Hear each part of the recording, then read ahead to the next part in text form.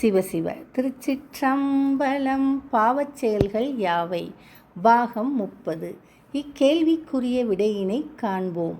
ஈயம், செம்பு, இரும்பு, தகரம் ஆகியவற்றால் ஆன பொருட்களை திருடுகின்ற செயலும், செங்கற்களையும் பிறரை மயக்கி வாழும் விலைமாதர் வீட்டில் கிடைக்கின்ற பொருட்களையும் எடுக்கின்ற செயலும் பாவச் செயல் ஆகும். இதனை சிவ தர்மோத்தரம் என்னும் நூலில் தவத்திரு மறைஞான சம்பந்தர் 359 பாடலில் அருளியுள்ளார்கள். இனி இப்பாடலை காண்போம்.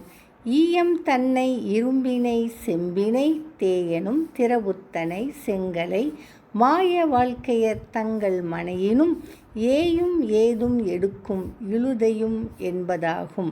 இப்பாடலில் வரும் தேயன் என்றால் கல்வன் என்று பொருள். திறவு என்றால் தகரம். மாய வாழ்க்கையர் என்றால் வேசியர்.